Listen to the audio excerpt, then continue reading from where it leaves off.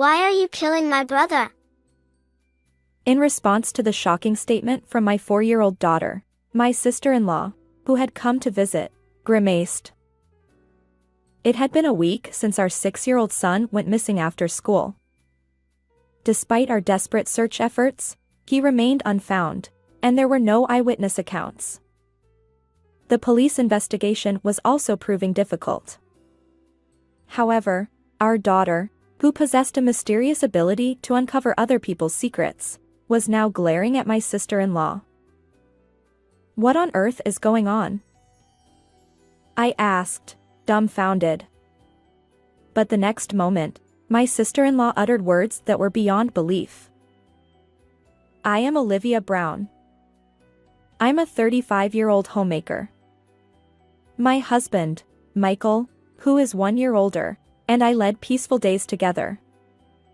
Our lives revolved around our 6-year-old son, Liam, and our 4-year-old daughter, Emma.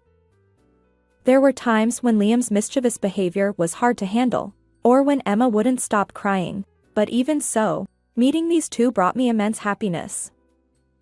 They were our treasures. And so, I spent each day smoothly with my kind husband and adorable children. However, there was one concern that weighed on me.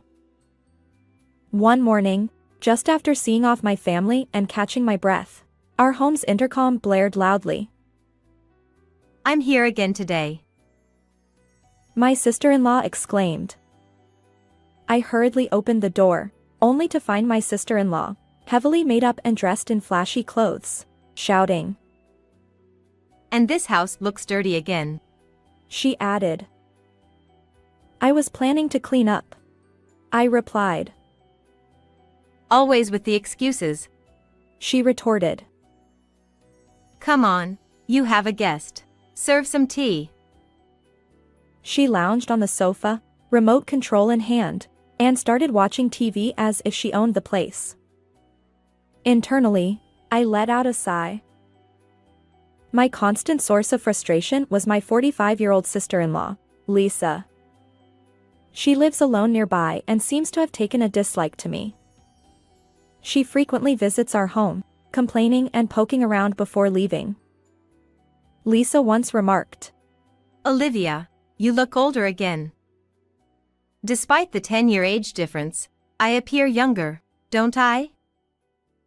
When I reluctantly brought her tea and snacks, she laughed without a word of thanks, mocking my appearance.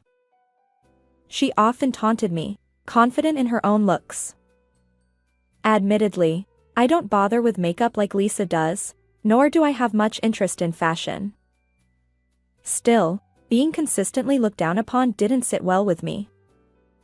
I've confided in my husband about these incidents, and he tries to address her. Michael, who originally had a calm personality, seems to have clashed with his sister since childhood, and it's said that nothing he says gets through to her. Frankly, it's more than just a nuisance. Unaware of my inner turmoil, she lounged comfortably in our home and then set her sights on a nearby jewelry box. What's this? You actually have good taste. She exclaimed. Oh. That's the necklace Michael gave me as a wedding gift. I replied. Well, so it was originally purchased with our family money. I'll take it. She declared. Wait a minute. Unfortunately, I had taken it out because I planned to wear it, but now I regret my decision. Before I could stop her, she snatched away my precious necklace. It wasn't the first time she'd claimed my belongings, asserting that they suited her better. As she confidently walked away, I watched her retreating figure, my brow furrowed. Despite her troublesome behavior, Lisa, my sister-in-law, was still part of my family. I harbored a faint desire for a better relationship, but at that moment, I couldn't assert myself against her.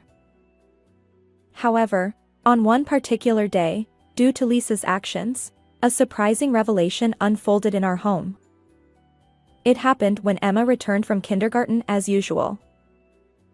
Mom, Something terrible happened. Aunt Lisa took money from your wallet. As a generally quiet child, Emma's statement caught me off guard. I checked my wallet, half in disbelief, even if it might have been a joke. Lo and behold, the $200 I had placed inside was missing. Why would you know that the money is gone? I asked, astonished, peering into Emma's face. The reason for my surprise was that Lisa had indeed visited our home unannounced earlier. But she left just as Emma arrived, meaning they were in the house together for a mere few seconds. Even if my sister-in-law had taken the money, there was no way Emma could have witnessed the act. Perplexed, I patted my daughter's head as she proudly declared, Mom, I can see everyone's secrets. Remember when you secretly ate ice cream while we weren't looking? According to her, she could discern hidden truths just by looking at someone's face. It was an unbelievable claim, yet Emma seemed to have evidence, accurately guessing my secrets one after another. I have no idea when this started, but Emma possessed an inexplicable power. I marveled. That's incredible. To think such abilities exist. But Emma interrupted my thoughts, asking, Mom, do we really need to call Aunt Lisa? The surreal reality snapped me back.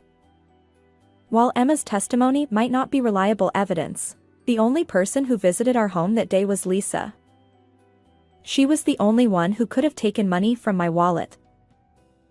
When I confronted Lisa, she nonchalantly denied it, saying, I have no idea. Maybe your forgetfulness is to blame? Clearly, she had planned to play innocent from the start. Despite my attempts to contact her, Lisa hung up, irritable and uninterested in my response. She never touched money before.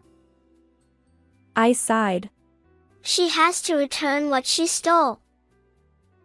I stroked Emma's head. My feelings were a mix of frustration toward Lisa and astonishment at my daughter's mysterious power. Little did I know that this ability would prove invaluable in the future. The incident occurred about a week after discovering my daughter's abilities. This is strange. He should have finished classes by now, I thought. Although it was the usual time for him to be home, my son hadn't returned. Initially, I assumed he was out playing, but as darkness settled in, I grew increasingly worried. I contacted the school, but they confirmed he had returned home as usual. Even reaching out to his friends' houses yielded no results. Finally realizing it was an emergency, I immediately contacted my husband and the police, and together with Emma, we searched for Liam. Despite meticulously checking places he might be, there was no sign of our son. Where could he have gone? Emma wondered. Don't worry, we'll find him soon, I reassured her. As night fell, I held my despondent daughter close, trying to convince myself that everything would be all right. Liam, our son whom my husband and I have cherished, was missing. Although I was deeply worried, at that moment, I could only hold on to hope for his safety. However, my wishes remained unfulfilled, and even after a week, he hadn't been found. The police investigation continued, and I tirelessly searched whenever I could, but exhaustion weighed heavily on me. Where could that child have disappeared to? Anxious and on the verge of breaking down, I prepared to go out with Emma, who had a day off from kindergarten. That's when I heard a voice from the front door. Hey! Open up. I sighed heavily. It was probably Lisa visiting again, but I lacked the energy to deal with her. Still, I couldn't leave it unattended, so with a heavy heart, I opened the door. However, in the next moment, Emma, who had followed me to the front door, fixed Lisa with an intense gaze, a look I'd never seen before. Why? Why are you trying to kill my brother? Startled, I suddenly remembered something. Yes, Emma possessed a mysterious ability to uncover people's secrets. What on earth is going on? I stared at Lisa. Her heavily made-up face contorted, and her eyes widened as if she'd seen something terrifying when she looked at Emma. Lisa exclaimed. What's wrong with this kid? She suddenly accuses me like that. Disgusting. Lisa's face flushed, and she berated Emma in an agitated manner before abruptly turning on her heel and storming out. That reaction, she definitely knows something. While comforting my near teary-eyed daughter, I felt certain. Emma wasn't the type to hurl insults at people, and if there were nothing to hide, Lisa wouldn't have been so rattled. But to take action, I needed Emma's unique ability. Emma, tell me everything you know.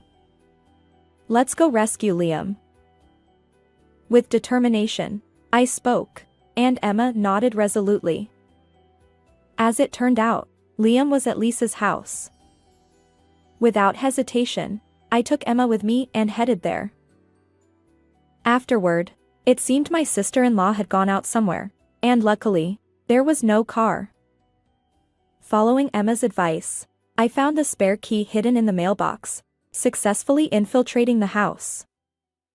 Emma and I hurriedly searched every room. Finally, in the farthest corner, a room resembling a storage area, I spotted the figure I'd been searching for all along. Liam. I cried out, rushing to my exhausted son. He was still breathing, but he was chained and in a precarious state. How could this happen? I won't forgive her. And so, faced with my son's desperate condition, I vowed revenge against my sister-in-law. And then, a few hours later that night, I stood alone in front of Lisa's house, waiting for her return. My heart overflowed with anger after discovering my son. While I had overlooked some things because she's my sister-in-law, having her target my precious child was unacceptable. For Liam's sake, and because of the fear he'd endured, I felt justified in confronting her. Why are you here? Shortly afterward, Lisa, carrying a large paper bag, probably from shopping, arrived home in her car. Unable to contain myself, I confronted her. Why would you do something like that to my son? Lisa stammered, taken aback. He was chained up in this house. Explain yourself. As I glared at her, memories of a few hours earlier flooded my mind. Afterward, I managed to break the chains and rushed Liam to the hospital. Shockingly, the diagnosis revealed that he had been neglected for a week without proper food or water. The doctor said that if we had found him even slightly later, he might not have survived.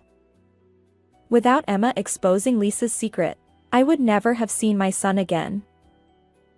How could anyone do such a thing to a child? I fumed. What are you talking about? I had no idea any of this was happening. But even now, Lisa seemed intent on denying everything, avoiding eye contact. Unyielding in my anger, I confronted her.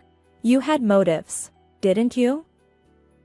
Stealing from my wallet wasn't enough? I thrust several envelopes at her, reminders of debts she owed. Her eyes widened in shock. You see, I had learned about her secret from Emma. Auntie has changed her appearance, so she doesn't have money. I knew Lisa loved designer items and had recently turned to plastic surgery. As a result, she'd burned through her money, leaving her in dire straits. Her theft from my wallet was likely driven by desperation. After finding Liam, we discovered a stack of overdue notices in her house, confirming our suspicions. Did you plan to demand ransom? I asked. What? Why are you in my house without permission? First, you harmed my son. Just so you know, Emma has a mysterious ability. Lies won't work. Everything will be exposed. Now confess. I raised my voice to match her growing agitation.